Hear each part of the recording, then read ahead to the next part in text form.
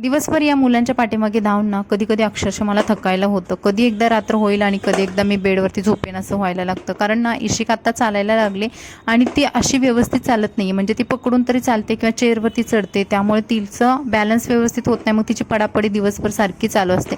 मी जे करेल ते तिला करायचं असतं. मग त्यामुळे त्या पसारा उद्योग तिचे वाढवून ठेवायचं कामच चालू असतं. बघा आता तिने काय केले, खजूर घेतल्या आणि ते खात बसले.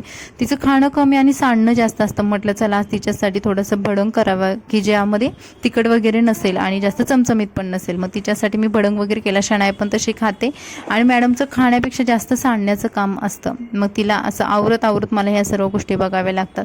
हल्ली कसं झालं की या पोरींच्या पाठीमागे धावून आणि घरातली कामं आवरून स्वतःकडे वेळ द्यायला किंवा स्वतःच्या तब्येतीकडे लक्ष द्यायला मला वेळच उरत नाही आहे. त्यामुळे बरीचशी कामं पेंडिंग आहेत. बाहेर जाणं, पावसाचा आनंद घेणं किंवा स्वतःच्या तब्येतीची काळजी घेणं, या गोष्टींसाठी आत्ता माझ्याकडे सध्या वेळ नाही आहे. काही असो, पण संध्याकाळी पोरींसोबत लपाछपी खेळत होते आणि खरं खूप मस्त वाटत होतं. नाहीतर शनायाची माझ्या कंप्लेंट असते की मम्मा तू सारखी कामामध्येच असते, आमच्याकडे पण वेळ दे ना. पुढे जाऊन पोराने आपल्याला असं म्हणायला नको की तुम्ही आमच्यासाठी वेळ नाही दिला.